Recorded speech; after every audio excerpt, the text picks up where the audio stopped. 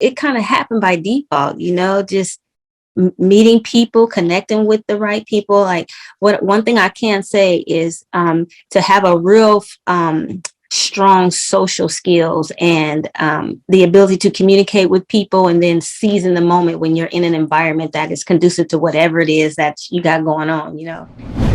Joining us is Glori Descent, a single mother of 4 gifted children with many talents from athletics to music art.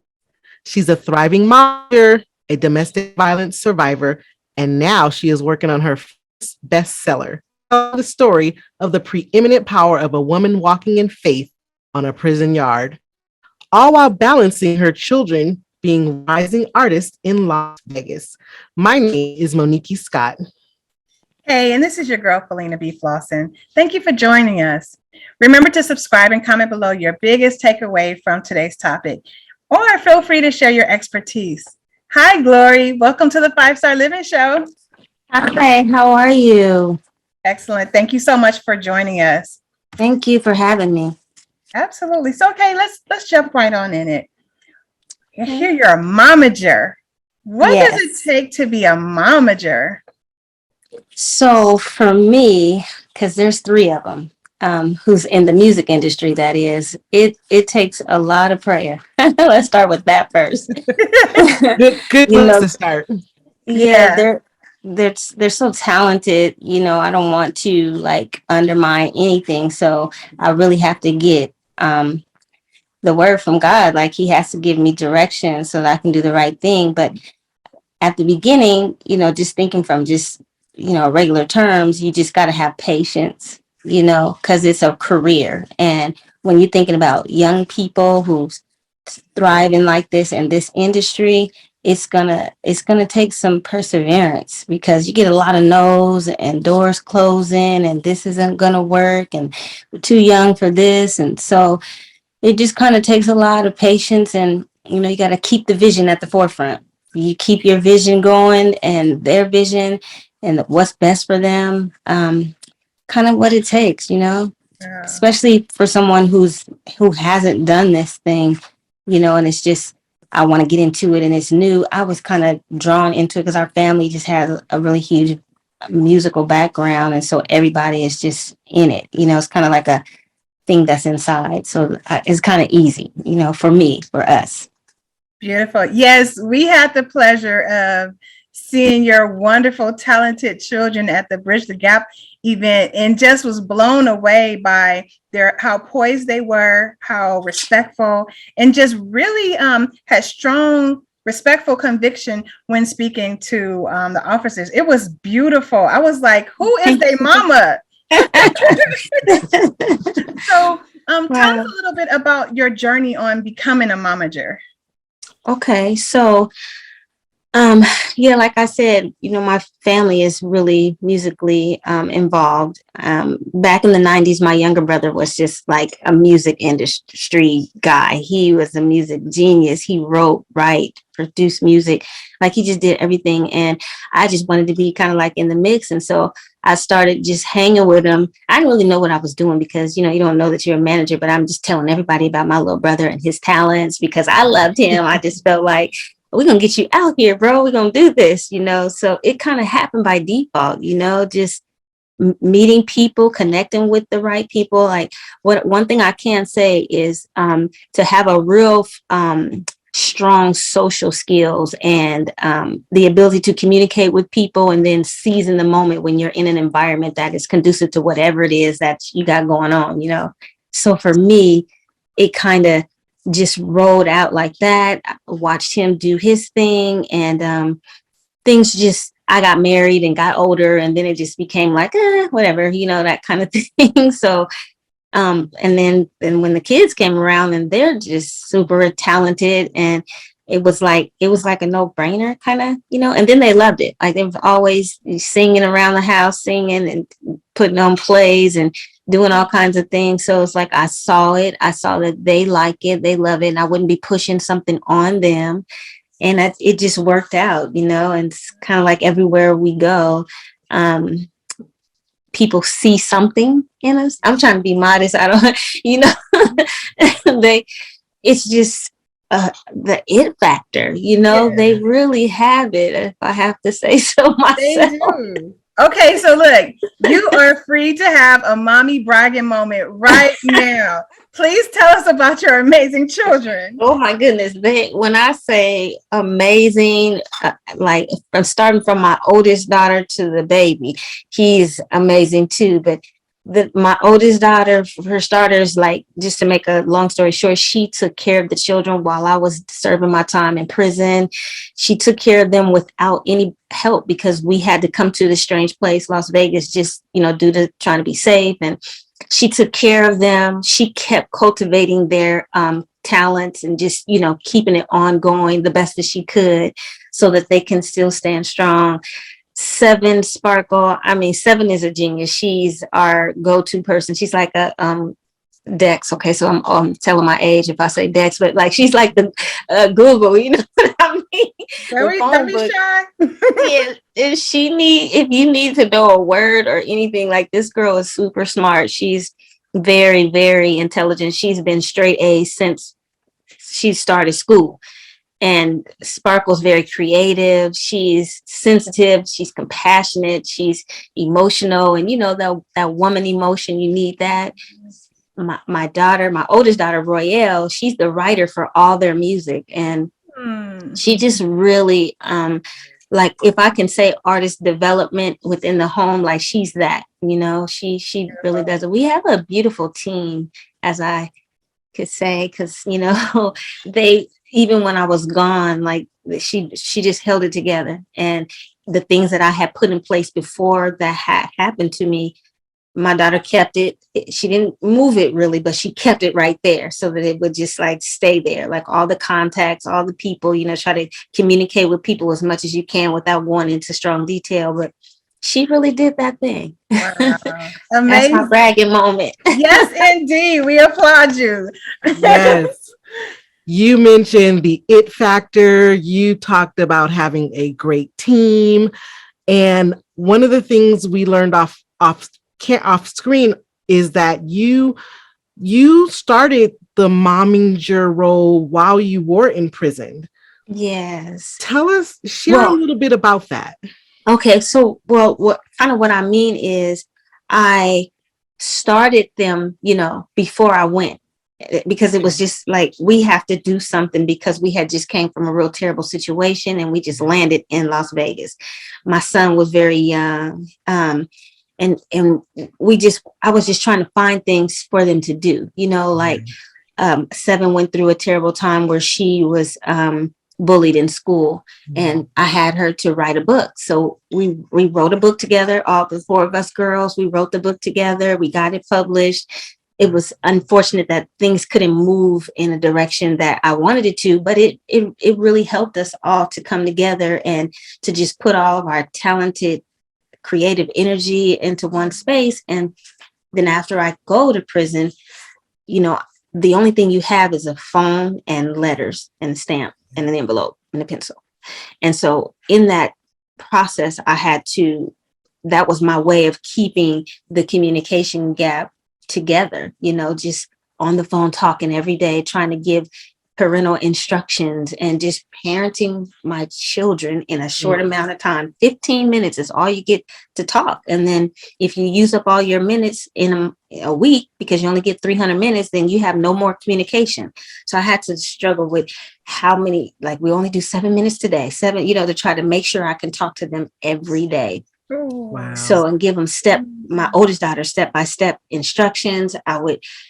She would have the kids to write, to do their drawings, to write their music, just to keep me included in the whole thing. Cause I don't, lose me as your mom just because I'm gone, try to keep me in the loop, and she was doing the best she can. She wasn't trying. She did that. She did the best she could with, keeping us together, keeping the mojo going, keeping it just flowing, even in the midst of this sadness and all this terrible stuff that I was going through. A lot of things happened to me in prison. And my daughter, like I said, was really the only person I could connect with. So I had to tell her certain things I didn't want to tell her. But, I just felt like she can handle it. She need to know it, that she needs to know her mom is strong. I'm going to get through it. And God is with me. So It Wow. was tough, but we did it. We You did are it. to be applauded. That is for Thank you. sure. You are Thank you. to be Thank you. applauded for that. Yes. Thank you. So very amazing. Thank you. Thank you. I know you mentioned some of the struggles of balancing motherhood and business when it comes to your children. What has been some of the most rewarding experiences that you've had thus far on this? Oh man. Just like I spoke before, the most rewarding was once I got home and I saw how, things were at home. I was so proud of my daughter, like to the point where it just melts my whole heart. And the kids were just, they may have went through their struggles and things went, kind of downward for a minute when I first went in. And then we had the pandemic. So it was just a struggle for all of that. But all in all, I felt so rewarded by way of her taking that parenting role and just making it do what it does. And another rewarding is to see their faces. Like when they have these events and all this stuff that they have going on, and I get to, like, on my quiet time, look in the mirror and say, you know what, you did that. Like, they're happy, they're going to an event, and some of them, they're getting paid, and their little eyes are just bright, and they see a future that's just amazing for them, just manifesting all this good stuff. That and just it in a nutshell, being with my children, we're safe, we're happy, we have no more of that stuff that we had to deal with in the past in our way. God is just opening up doors unbelievably. And I just feel like, after I tell my story, even bigger things could be in my journey. I believe that. So that's rewarding in advance. That's why I said I'm writing my first bestseller. Because I'm speaking it into existence. That's right. Name it and claim it. Name it and claim it. Amen. Glori, someone is listening right now that also wants to be a momager. What is some advice that you can give someone just starting out? So let's start with talent. Know your talent. You're wanting to produce like a product, and it's kind of like being in business. If you have a good product, you're gonna have good results. Your sale, if you will. Know the talent, believe in the talent, have a vision for the career, know how to assess your atmosphere so that your network can become your net worth. What else? Stay flexible, communicate effectively, make sure that the wants of the artist or the talent is projected, and you always stay in with them, with the artist, because sometimes artists be changing. Like, they may feel like, I don't want to do this today, I want to do something else. And you kind of got to re-steer that mindset, because the only thing that's happening is that they're getting discouraged. And it's like, you get discouraged, it looks like nothing's going to happen. Just persevere, just stay in it, and, keep the talent close, and always rely on God and prayer. It's very important. Can't do anything without that. Love it. Yeah. Okay, so I got to go back to it. Okay. You mentioned about your upcoming first bestseller. Okay, Right. I already can't wait to get my copy. Right? Man. Give us like a sneak peek of what we can look forward to in your best-selling work of art. Okay, so it's a story, a timeline of my life. And it's a story composed of 5 girls. And the girls are representation of 10 years of my life, because I'm going to be the big, I don't even want to say it, but. Black girl, crack girl. I know, right? So I'm just telling, stories of 10 years, 20, 30s, 40s, up to 50. And in this part of my journey where I'll be explaining how it's going to be a lot about mental health, because at the end of the day, mental health issues came from something, whether it's child molestation, rape, teenage pregnancy, all of the things that I've dealt with, without giving out the whole story, but just mental health at its finest. And then what makes a woman make decisions based on the matters of the heart.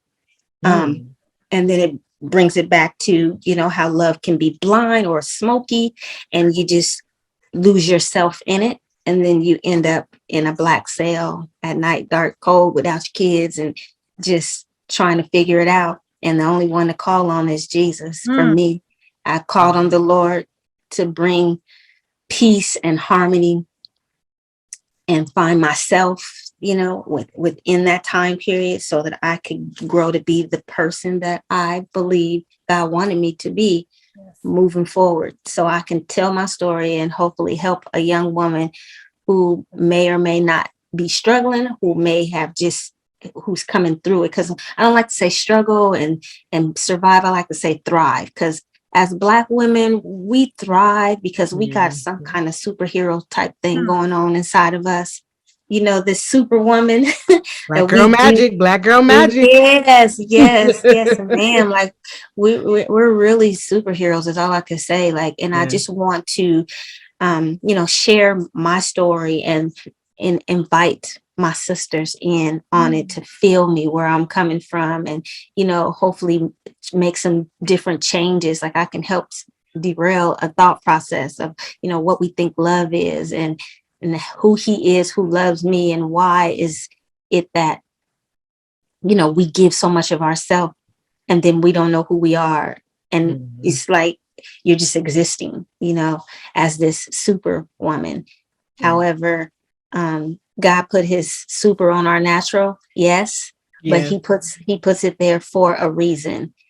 It's more than just being pleasing without boundaries. There we go. That's a good one. Yes, it is. Yes, it is. Wow. So and I intend to end the story with my journey on the prison grounds. Basically, just knowing that God had me there for a reason, and I didn't even know it. I had an inkling, but I was like, okay, how is that going to happen? Because this is prison, but he really worked it out. Like he put some people in my place, because, I'm a braider. And when you can braid a Black girl's hair, you got some protection in there, if you know what I mean. Gotcha. I need to learn my skills, So I had some clientele that was my sister girls, and they just became my sisters who, protected me and, kept me in a place of safety, because those places can be really, disturbing. And it's just hurt people is what I summed it up to be, And that's it. That, the book is I know it's gonna bless somebody. Absolutely. So we'll definitely be looking forward to that. But if there is someone who is listening right now who is in a similar situation of what you're going to be speaking about in your best-selling book, in a couple of seconds, what would you advise to them on, staying strong? My advice to any woman staying strong is to know your worth.